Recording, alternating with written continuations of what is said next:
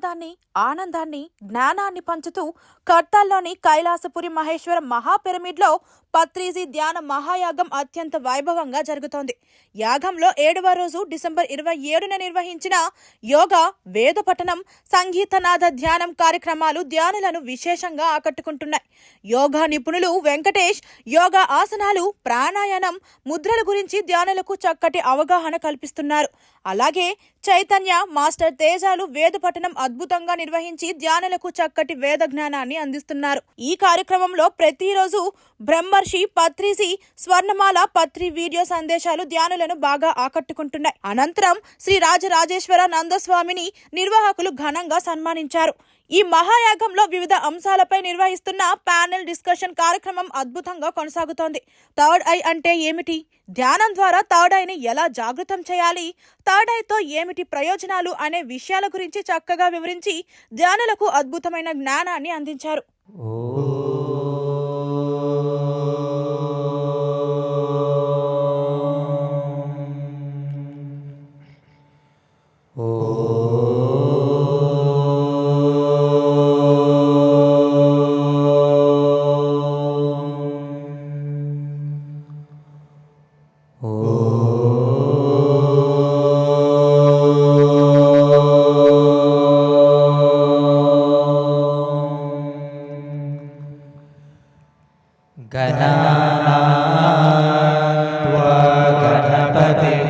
हवामहे कविं कवीनामुपमश्रवस्तमम् ज्येष्ठराजं ब्रह्मणस्पत आन शृण्वन्नोतिभिः सेदसादरम्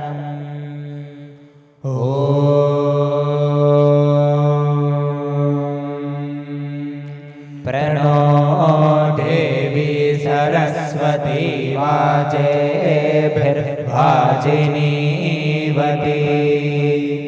धीनामवित्रवत्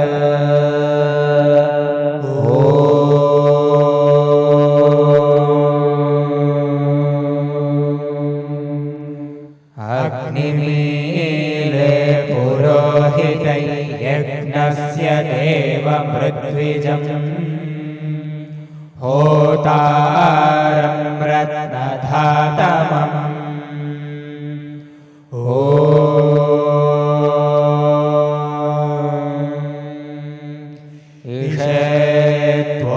ईशेत्वोच्चेत्वा वायवस्थोपायवस्थदेवो वस्सविता प्रार्थयतु श्रेष्ठतमाय कर्मणे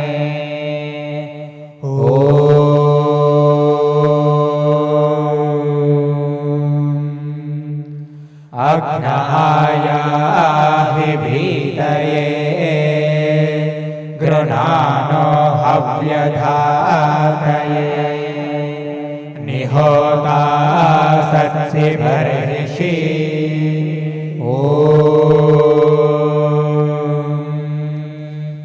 ये त्रिशब्दाः पर्यन्ति विश्वा रूपाणि विप्रतः वाचस्पतिर्फला तेषां तन्वो अद्य दधातु मे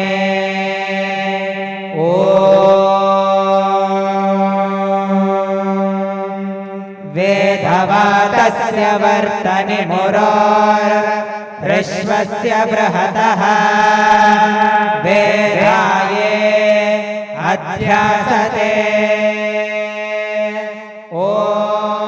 श्री महागणाधिपतये नमः ॐ श्री सरस्वत्यै नमः ॐ श्री वेदपुरुषाय नमः ॐ श्री गुरुभ्यो नमः हरिः ॐ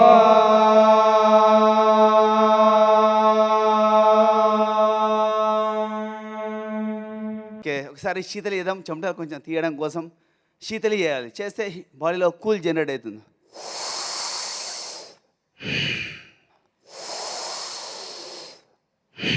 మంచి ఆరోగ్యం ఉంటే మంచి ఆలోచనలు వస్తాయి. శరీరంలో ఒక్కొక్క రోగం బట్టి ఒక్కొక్క గుణం ఉంటుంది. ఏ రోగం లేదనుకోండి హ్యాపీగా ఉంటాం మనం ఎనీ టైం.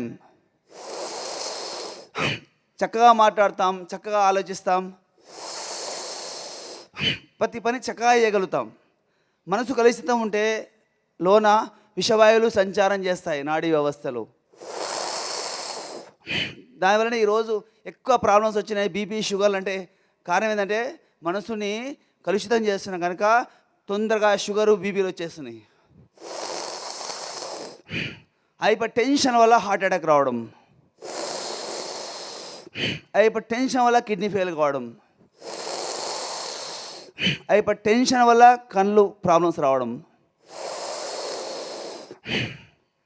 ఒకప్పుడు పాత సినిమాలు చూశారు కదా మీరు, జుట్టు ఇలా కాళ్ళ వరకు ఉండేది లేడీస్కి. ఇప్పుడు వస్తుందా ఇంతవరకు? అంత తగ్గుతుంది. రోజు రోజుకి జన్ను వీక్ అయిపోతూ ఉంది. ఎవరైతే చక్కగా ప్రాణాయామ అభ్యాసం, యోగాభ్యాసం చేస్తారో వాళ్ళకు ఆ క్వశ్చనే లేదు. ఎప్పుడు హెల్తీగా ఉంటాం, లైఫ్ లాంగ్ హెల్తీగా ఉంటాం. సమాజంలో ఏంటంటే ఈ స్పిరిచువాలిటీ, మెడిటేషన్ చేస్తే మనలో ఉన్న ఇమోషన్స్ కంట్రోల్లో తీసుకొచ్చి మనం పశువుల బదులు మనుషుల్లాగా ప్రవర్తించాలి అనే ఒక ఉద్దేశం మనందరిలో రావాలి. ఎందుకంటే బయట సమాజం అయితే బాగాలేదు. ఇప్పుడు రాజకీయంలో ఉన్నాము. నేను ప్రచారం చేస్తున్నప్పుడు మా నాయకులే వచ్చి నిజం చెప్పొద్దు, అబద్ధం చెప్పు, అబద్ధం చెప్తే బెటరు, వాళ్ళు ఏం అడిగినా చేసేస్తావని చెప్పు, నువ్వు చేయను అని చెప్తే మళ్ళీ వాళ్ళు కోప్పడతారు, నీకు ఓటేరు అని అన్నారు. అప్పుడు నేను అనుకుంటా, నేను కష్టంతో ఈ స్థానానికి రాలేదు, అదృష్టంతో వచ్చాను. ఈ కుటుంబంలో పుట్టి మా ఇద్దరు తాతలు మెంబర్ ఆఫ్ పార్లమెంట్గా చేయడం వల్ల 29 ఏళ్ళకి పోటీ చేసే అవకాశం వచ్చింది.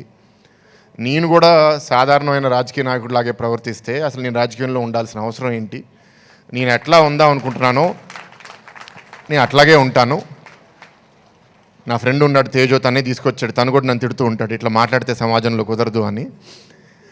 సో 24 ఎలక్షన్ ప్రచారం వచ్చినప్పుడు కూడా అట్లాగే కొంత నేర్చుకున్నది ఏంటంటే మొహం మీద కుదరదు అని చెప్పే బదులు ట్రై చేస్తానని చెప్తున్నాను. కానీ అదే మనిషి కానీ నన్ను 2 సార్లు 3 సార్లు పట్టుకుని మీరు జవాబు ఇవ్వాల్సిందే అంటే కుదరదండి, చేయలేను అని చెప్పేస్తాను. అండ్ అది ఎంతో కొంత విశాఖపట్నంలో గుర్తింపు వచ్చిందని అనుకుంటున్నాను. ఎందుకంటే మారే కాలంలో నిజం చెప్పేవాడే మనకు అవసరమేమో అని మంచి మెజారిటీతో కూడా ఓటేశారు. ఇట్లాంటి సంస్థల్ని కోరేది అంటే పత్రిజీ గారు లాంటి గొప్ప ఆయన చనిపోయిన తర్వాత ఇందాక చెప్తున్నారు పెద్దలు విజయభాస్కర్ గారు, ఇది ఆయన చనిపోయే ముందు నెక్స్ట్ ఎవరు ఈ ఆర్గనైజేషన్ కంటే అందరూ పత్రిజీలే అని ఆయన అనడం అనేది చాలా గొప్ప ఆలోచన. సో ఆ బాధ్యత మీ అందరి మీద ఉంది. ఎందుకంటే కొన్ని ఆర్గనైజేషన్స్ గురూజీ వెళ్ళిపోయిన తర్వాత అట్లా మెల్లగా నశిస్తాయి. ముందుగా సభకి నమస్కారం.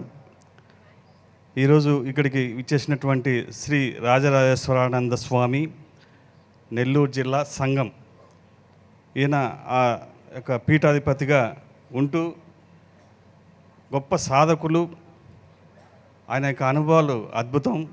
అదేవిధంగా ఆయన ఒక ఐటీఐ ప్రిన్సిపల్ డిస్ట్రిక్ట్ కన్వీనర్గా ఉంటూ ఆయన సాధనని కొనసాగిస్తూ ఎన్నో అనుభవాల్ని, స్వానుభవాల్ని పొంది మరి ఆయన ద్వారా మనం కొన్ని అనుభవాల్ని మనం ఇందాము. శ్రీ పత్రిజీ ధ్యాన మహాయజ్ఞానికి వచ్చినటువంటి మాస్టర్లందరికీ, పరమాత్మ స్వరూపులందరికీ నమస్కారం. మన జగద్గురు జ్ఞానజ్యోతి శ్రీ సుభాష్ పత్రిజీ గారు ధర్మపత్ని స్వర్ణమాల అమ్మగారికి, దంపతులిద్దరు కూడా నమస్కారాలు తెలియజేస్తున్నా. మన ఈ యొక్క PSSM central trust chairman Vijayabhaskar Reddy గారికి, దామోదర్ రెడ్డి గారికి, మరియు ఈ సాంబశివ గారికి, అదేవిధంగా పిఎంసి ఎండి గారు బాలకృష్ణ గారికి, మారం శివప్ప గారికి, పత్రిజీ కుమార్తెలకి అందరికి కూడా నమస్కారాలు తెలియజేస్తున్నాం. నేను 83 నుంచి నాకు ఈ ధ్యానంలోకి వచ్చాను. నాకు కడపలో ఉన్నప్పుడు కుండలిని లేయటం, అక్కడి నుంచి జ్ఞానం కలగటం, ధ్యానంలోనే రోజు 10 గంటలు నమశివాయ మంత్రం చేయటం, కుండలిని లేసి సహస్రారం తిరగటం, ఇవన్నీ జరిగిపోయినాయి. తర్వాత నేను అనంతపురంలో కూడా 99లో ఉన్నాను కాలేజీలో లెక్చరర్గా. ఆ సమయంలో అక్కడ పత్రిజీ గారి కార్యక్రమాలు ఉన్నాయి. నేను దూరాన్ని నుంచి ఈయన చూస్తుండేవాడిని. తర్వాత అక్కడ నేను క్లాసులు కండక్ట్ చేశాను అనంతపురంలో 99లో. 2000లో పిఎంసిలో మా పక్కింటి వాళ్ళు తీసుకెళ్తే అక్కడ క్లాసెస్ పిఎంసి సెంటర్లో. తర్వాత అట్లాగా జరిగిపోయి నేను కడపలో సంఘంలో పీఠం నిర్మించి అక్కడ అంతవరకు ఎన్నో ఉపన్యాసాలు ధ్యానాన్ని గురించి చెప్తూ ఉండేది. ఈ పిఎంసి కట్టాల్లో జరిగాయని చూస్తుండేవాడిని. పిఎంసిలో నా కాడ ఈ విద్య ఉంది, ఈ రహస్యాలన్నీ ఉన్నాయి, ధ్యాన రహస్యాలు. వీళ్ళందరూ ఈ ధ్యానంలో ఉన్నత స్థితిలో మాస్టర్లందరూ సాధన చేస్తున్నారు. వీళ్ళకి చాలా ఉపయోగపడుతుంది నా సాధన, నా అనుభవాలు. అయితే పత్రిజీ గారు, గురువు గారు నన్ను గుర్తిస్తారా, నాలో ఉండే ఈ అనుభవాలు సాధనని గుర్తించి నాకు అక్కడ అవకాశం ఇస్తారా లేదని ఒక 3 years దాంట్లో చూస్తుండేవాడిని ఈ ధ్యాన మహాయజ్ఞాన్ని. మై డియర్ ఫ్రెండ్స్, ఎలా ఉంది పత్రిజీ మెసేజ్? ఎంతో చక్కని మెసేజ్ మనం విన్నాము పత్రిజీ దగ్గర నుంచి. ఆయన చెప్పిన ఇంగ్లీష్ మెసేజ్లో మనకి ఎన్నో లోకాల గురించి వివరించారు ఆయన. సత్యలోక, జ్ఞానలోక అని మనము ఎంతో చక్కని లోకాలకి వెళ్తాము. ఆ లోకాలన్నీ మనము చేరేది ధ్యానం ద్వారానే.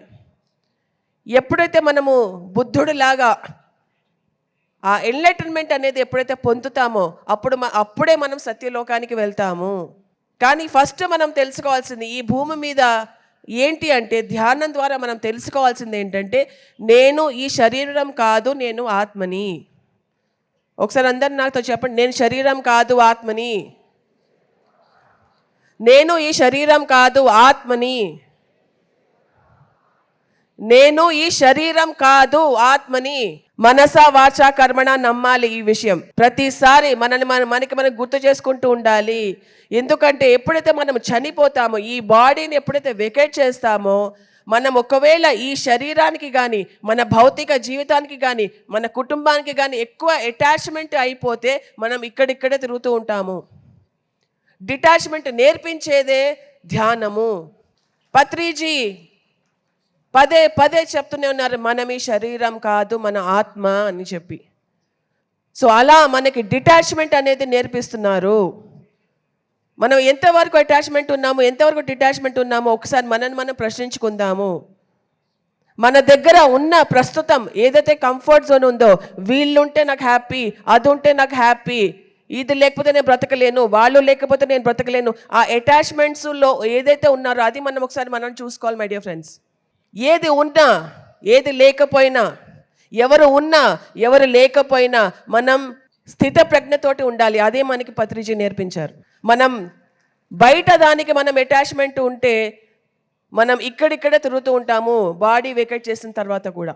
ఈ శరీరంతో, మన ఫ్యామిలీతోటి, ఈ భూమి మీద ప్రతి దానితో, మన ఆస్తులతోటి మన అనుకుంటాం. ఇక్కడ మన ఏది లేదు, అన్నీ డిటాచ్మెంట్ చేసుకుని పైకి పోవాల్సిందే అని చెప్పేసి అన్నారు.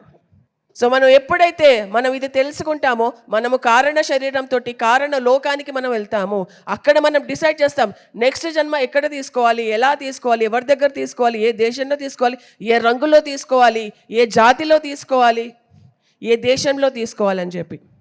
ఎప్పుడైతే మనం ఎన్లైటన్మెంట్ పొందుతామో మనం మహాకారణ శరీరం, మహాకారణ లోకానికి వెళ్తాము. అక్కడ మనకి ఇందాక సజ్జనులు అన్నారు కదా, అక్కడ సత్ ఆత్మలతోటి మనము సజ్జన సాంగత్యం చేస్తాము. మనకి సంబంధించిన ఆత్మలు, మనకి ఎవరైతే నేర్చుకునేది ఉందో ఆ ఆత్మలతోటి మనం అక్కడికి వెళ్ళి కలుస్తాము. అక్కడ కూడా గ్రూపులు ఉన్నాయి. సో మరి మనకి పిరమిడ్ స్పిరిచువల్ సొసైటీస్ మూవ్మెంట్కి ఒక కొత్త పదం ఇచ్చారు కదా. అప్పుడు ఏంటిది? పిరమిడ్ సజ్జన సాంగత్య మూవ్మెంట్. చెప్పండి ఒకసారి, పిరమిడ్ సజ్జన సాంగత్య మూవ్మెంట్. సో ఇలాగా మనకి ఏం చెప్పారంటే, సజ్జనులు అంటే ఎవరంటే సత్యాన్ని ఎవరైతే జీవిస్తున్నారో వాళ్ళు సజ్జనులు. వాళ్ళతోటి సజ్జన సాంగత్యం చేద్దాము. పిరమిడ్ మాస్టర్స్ అందరూ సజ్జనులే, అందుకే మనం అందరం కలిసి సజ్జన సాంగత్యం చేస్తున్నాం. పిరమిడ్ స్పిరిచువల్ సొసైటీస్ మూవ్మెంట్లో 3 ముఖ్యమైన ఉన్నాయి. ఒకటి ధ్యానం, ఒకటి స్వాధ్యాయం, ఇంకొకటి సజ్జన సాంగత్యం. ఈ 3 ఖచ్చితంగా మనము చెయ్యాలి. ఆయన ఒకానొకప్పుడు ఒక 3-2-1 అనే కాన్సెప్ట్ చెప్పాడు. 3-2-1 అంటే 3 గంటలు ధ్యానం చెయ్యాలి, 2 గంటలు స్వాధ్యాయం చేయాలి, 1 గంట సజ్జన సాంగత్యం చేయాలి. 3-2-1 ఎంతో ప్రాముఖ్యత ఇచ్చారు ఆయన ఈ 3టికి. కానీ మొట్టమొదటి ధ్యానము, రెండవది స్వాధ్యాయము, మూడవది సజ్జన సాంగత్యం.